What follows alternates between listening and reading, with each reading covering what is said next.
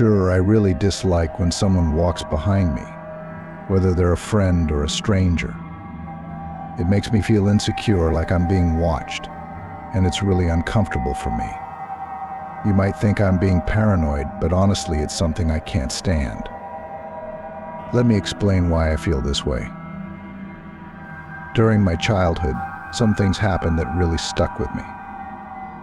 These events were real, so for safety reasons for both you and my family, I won't be sharing any names or specific places.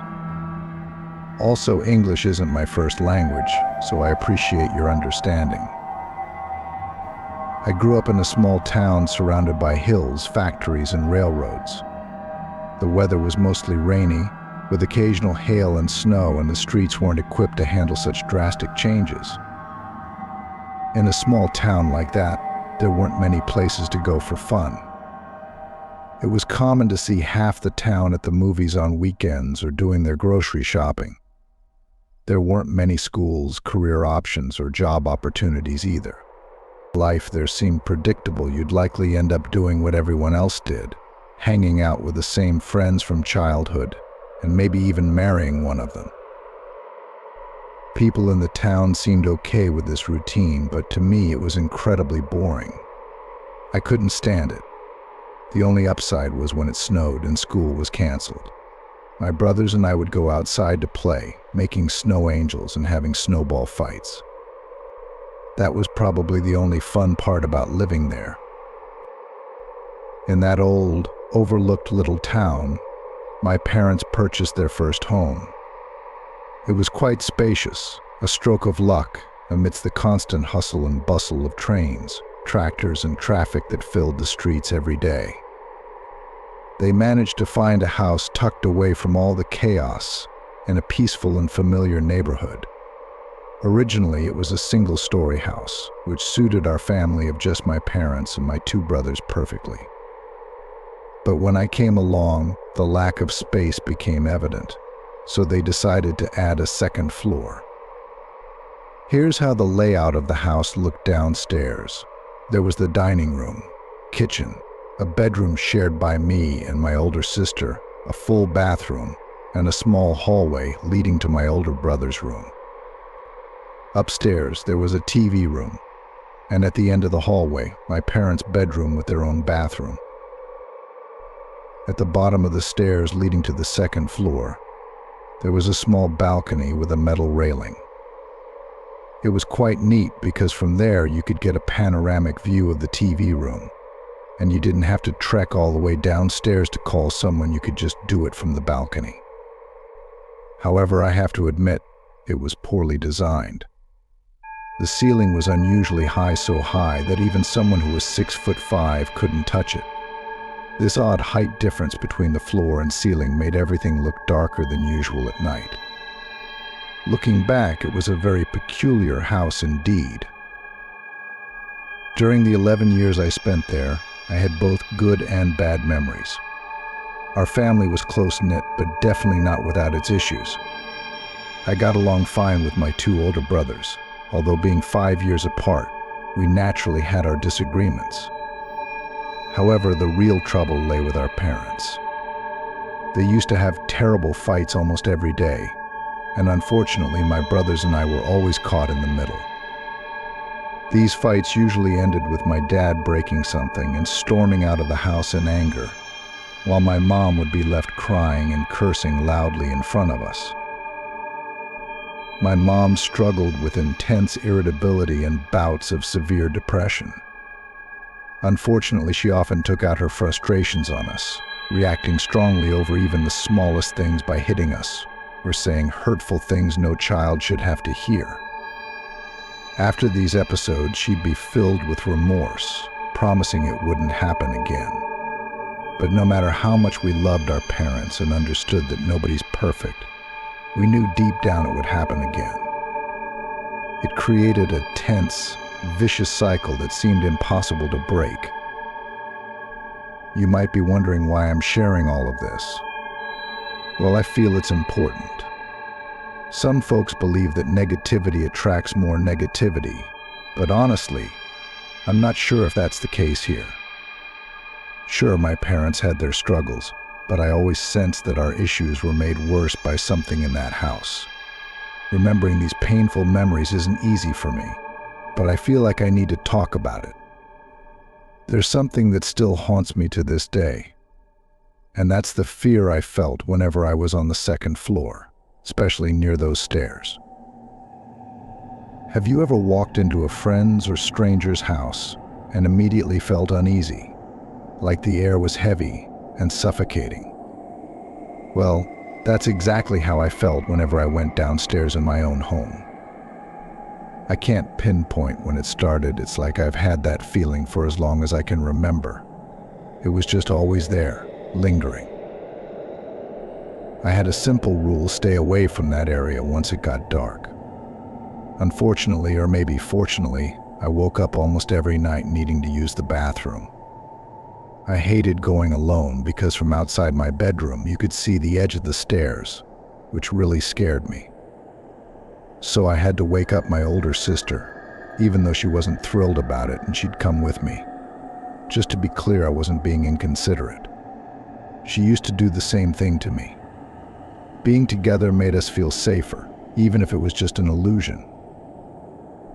I can't quite put into words how I felt whenever I was near those stairs, the TV room, or my parents' bedroom, but it was unsettling. I felt like I was being watched, followed, unwelcome. It was as if someone or something was lurking nearby, wanting to harm me. Despite being cautious, I inexplicably fell down those stairs numerous times. One vivid memory was when my sister and I set up a puppet show on the balcony to surprise our mom on her birthday. We covered the balcony with a thick blanket and sat on small chairs, holding up the puppets. I was in the middle when suddenly I felt my chair being pushed toward the edge. I panicked, but before I could react, I fell, hurting my tailbone badly. My mom blamed my sister, but I knew she wasn't responsible. When I tried to explain, my mom dismissed it as my imagination running wild. But I wasn't making it up. Something pushed me, and it wasn't my sister. I used to have nightmares almost every night. Strangely, they were almost identical, just with small changes. It always began with me waking up thirsty in the middle of the night. As I went to the kitchen for water, I'd pause to look at this eerie porcelain doll on the balcony with dark hair and a white dress. When I approached her, I'd notice one of her arms moving and a sinister glimmer in her eyes. That's when I'd realized something was off. There was something inside that doll, something that wanted me. I was overwhelmed with terror. I knew something was after me, and my only chance of survival was to run to my bedroom. Once I got there, I'd be safe. That's what I believed. So I ran as fast as I could, but my legs wouldn't cooperate like they should. Some nights I made it to my bedroom unscathed, and it couldn't harm me. But most nights it caught up to me, dragging me downstairs and tearing me apart. Every night I'd wake up soaked in sweat, tears streaming down my face. It was a nightmare. I wasn't the only one who sensed that something was off. My brother struggled to sleep, often mentioning that he could hear piano music coming from the second floor, even though we didn't own a piano. Our house was isolated, so it couldn't be neighbors, and it just didn't add up. My sister also felt uneasy downstairs, especially in my parents' bedroom. She claimed to hear strange noises and experience lights turning off on their own. My mom, who was deeply religious, thought the best solution was to have a priest bless the house, which he did. But even that didn't put an end to the strange occurrences. It's strange looking back we would bring up these odd occurrences among ourselves, but we never delved into why they were happening. We didn't want to dwell on it too much. Personally, I thought the less we talked about it, the better. I preferred to push it out of my mind and pretend everything was normal, but deep down I knew it wasn't. As time went on, my parents argued more frequently, and my nightmares became increasingly intense. One dream in particular stands out in my memory. It was a frantic search for my father throughout the house, feeling like I was losing hope until I stumbled upon a hidden, long corridor inside the closet of my parents' bedroom. At the end of it, I found a dusty trunk. When I opened it, I discovered a smaller box containing my father dismembered. In that moment, I felt certain that someone or something in our house had harmed him and would soon come for us. I woke up in tears and trembling, immediately checking on my dad, only to find he wasn't home. Outside, I was shocked to see his car completely wrecked. It turned out he'd had an accident trying to leave the house and was in the hospital. Thankfully, he recovered quickly and was back with us the next day. I feel like I'm getting off track, but what I want to say is that there was definitely something spooky in that house that I can't fully understand. It felt evil, and it was obvious it didn't want us there. A lot of scary stuff went down in that house, but one event stands out the most for me. When I was about 10, I woke up really thirsty one night. I usually got my sister to come with me to the kitchen, but this time she wouldn't wake up no matter how hard I tried. I was scared, but I was too thirsty to wait. I went to the kitchen alone, promising myself not to look towards the balcony or stairs when I got back to my room.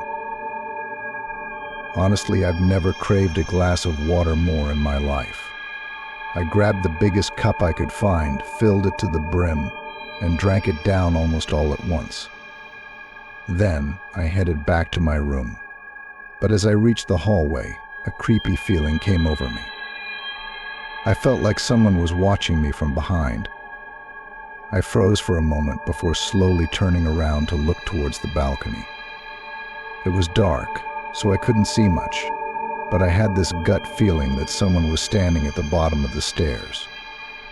I was terrified and thought maybe I was imagining things. But I knew I was wide awake, so I summoned all my courage and edged a little closer to the stairs. I went pale. It wasn't just my imagination, there really was someone there. I was paralyzed, unable to move. My breathing became shallow, and I felt like I was suffocating. It was a woman. Her skin was pale, almost gray, with long dark hair, and she wore a long white dress that reminded me of a nightmare doll. She stared right at me, her eyes completely white, and she had this creepy grin on her face. I couldn't believe what I was seeing. I didn't want to believe it. Time seemed to stand still as we locked eyes. Then, suddenly, she twisted her body in a horrifying way, her arm dislocating with a sickening sound of bones creaking. That was it for me. I ran back to my room as fast as I could, slammed the door shut, and held my hand over my chest, feeling like my heart was about to burst out of my chest.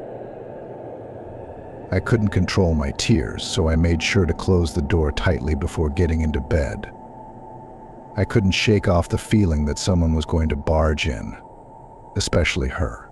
I stared at the door, fearing the worst, but for a while nothing happened. I couldn't look away, and then I heard the doorknob turn and saw the door creep open. I was petrified, unable to do anything but cry silently. No one came in though, and my room remained undisturbed. I stayed awake all night, too scared to fall asleep. I felt the urge to confide in my mom, but I couldn't bring myself to do it. I knew she'd dismiss it as my imagination running wild. I couldn't bear to worry my sister, either. She was already scared enough. So I kept it bottled up inside, unable to share with anyone. It was confusing and unsettling. I tried to convince myself it wasn't real, but it haunted me relentlessly, invading my thoughts and plaguing my dreams. She, whoever she was, seemed to torment me in my sleep, laughing at my pain. A few months later, one of my cousins came to visit for vacation. He crashed on the couch in the TV room for the night. The next morning, we found him in the kitchen, looking completely shaken up. His face was drained of color, and he had dark circles under his eyes, clearly showing he hadn't slept at all. When we asked him what happened, his response hit me like a ton of bricks. All he could get out was there was a woman standing on the stairs. After he composed himself, he went on to describe in vivid detail the same woman I had seen months earlier. It was a relief to know I wasn't imagining things she was real. Yet, despite this confirmation, I still couldn't make sense of it all. A year later, we relocated from that house and left the city, mainly because of my dad's job. However, my brother stayed behind. He spent another 6 years living there alone, completing his studies and starting a life with his girlfriend. Eventually, he reached a breaking point and moved in with us. He confided in me that he was terrified of that place and never wanted to return. He hinted at seeing terrifying things, but whenever I pressed him for details, he clammed up. I never fully understood what he experienced, but it was clear he was deeply affected by it. He was never quite the same afterward, and I still regret not being there for him when we moved away. That house has been empty for over a decade now, and honestly, I have no plans to ever return. It might sound strange, but recently I was discussing this with one of my closest friends, and he mentioned the possibility of something or someone being buried there. It sent shivers down my spine. Suddenly, a lot of things started to make sense. Despite our family being fractured, we still cared deeply for each other. I can't help but believe that whatever dwelled in that house didn't harm us physically, perhaps because of our love and support for each other. But it certainly came close to crossing that line. Even now, I find myself wondering who was that woman, and what was her purpose? Why did she choose to torment us? I doubt I'll ever find the answer, and honestly, I'm not sure I even want to know. Larson woke up suddenly in the middle of the night, feeling a sharp pain in his chest. He clutched at it, trying to ease the discomfort, and struggled to catch his breath. He couldn't remember what his nightmare was about. Glancing at the alarm clock, he saw it was 4:58 a.m. Tears welled up as he considered calling for his mom to comfort him, but he couldn't bring himself to speak. Then he realized the crying and heavy breathing wasn't coming from him. Turning slowly, he saw the outline of a man sitting nearby, surrounded by a pool of blood. The little boy, Larson, stuttered nervously, his voice strained with fear. Hello, sir? My name is Larson. Are you okay?" The man shook his head slowly, tears streaming down his face. "What's wrong?" Larson asked, feeling worried for both himself and the man. Without turning to look at Larson, the man slowly raised his right arm, revealing in the faint glow from Larson's Spider-Man nightlight that it was not only twisted at an odd angle, but that the bone had broken through the skin. Larson was really alarmed. He urgently said, "We have to get you to the hospital." Then he added, "I'll go fetch my mom and dad to take you there." "That's not needed," replied a voice that sounded both male and female. For a moment, Larson was unsure if the person with short hair was a man or a woman, so he decided to think of them as a man.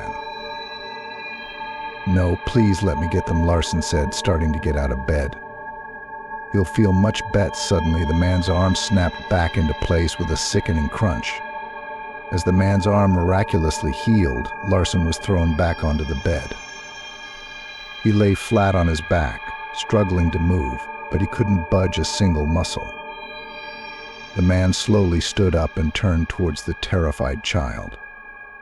Though still shrouded in shadow, Larson could see and hear the blood dripping from the man into the puddle he stood in. "What's happening?" Larson cried out, his voice shaking with fear. "Please let me go. I want my mom." "Oh, so you want to leave," growled a deep, rough voice. "Why didn't you just say so?" The man raised his left hand, and Larson began to lift off the ground. With a swift motion, the man flung his right hand, sending Larson crashing into the door with a sickening thud. Before Larson could recover, the man quickly raised his left hand and then dropped it, causing Larson to slam into the ceiling and then crash to the floor. The man then used his right hand to hurl Larson into the wall by his bed. It all happened so quickly that Larson barely had time to scream in pain. He lay on his bed, twitching and struggling to breathe. Silent tears fell as blood trickled from his forehead into his eyes and mouth. The pain was so intense that it was almost numbing. Almost. Why you doing this to me?" Larson whispered. The man's laugh was so loud that Larson thought it might make him deaf. The man took a few slow steps towards Larson's bed, moving into the light from the Spider-Man nightlight. As Larson stared at his face, he noticed something strange. It wasn't his real face, it was someone else's. The man's hair and ears were his own, but the face was held on by strings that stretched across the back of his head. Larson felt sick at the sight of the bloody piece of skin, with its dark, empty eye holes, sunken nose, and chapped lips. The man's shoulders shook as he chuckled silently to himself. Without a word, he reached behind his back and pulled out a long, glistening, razor-sharp knife. Larson began to despair, knowing in that moment he was going to die. There was no other possible outcome. No one was coming to save him, and he certainly couldn't save himself. The man began to shake, subtly at first, then more violently, almost like he was having a seizure.